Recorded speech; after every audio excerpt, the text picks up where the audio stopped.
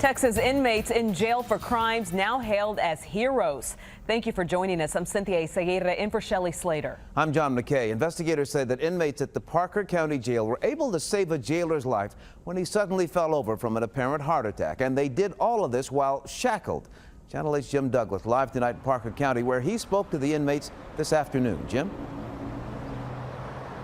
John, we haven't heard one quite like this before. A jailer might very well be alive tonight thanks to the inmates he was guarding here at the Parker County Courts building, and they put themselves at some risk to help him. At least 8 prisoners behind a locked door, one armed guard across the room.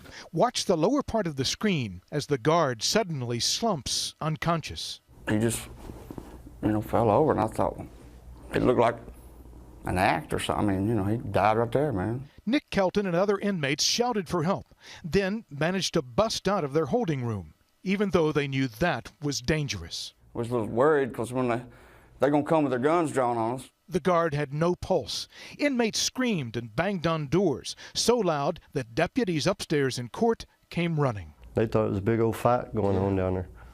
They thought we was taking over. He had keys and he had a gun.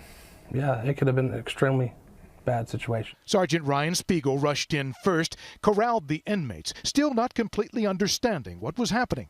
Deputies started CPR. Paramedics arrived, shocked the guard, regained a pulse. Inmates watched life returning. Why did you do that? Because that's a good man. I'm going to save his life. Nick Kelton says he's a meth addict facing his 4th trip to prison. Parker County Sheriff's Captain Mark Arnett believes prisoners certainly helped the guard and likely saved him. He could have been there 10, 15 minutes. And before anybody, any other staff, any other sheriff's officer or county personnel had walked in there and found him. To show one's true stripes is to reveal character. Nick Kelton and the others went to court expecting to do time, not to give it. I mean, it never crossed my mind not to, whether he's got a gun or a badge, if he falls down, I'm going to help him. It seems natural to me. Yeah. The jailer doesn't want to be identified. He is expected to return to work next week. Ironically, that little holding pen that the inmates broke out of to raise the alarm, that's been reinforced so that can't happen again.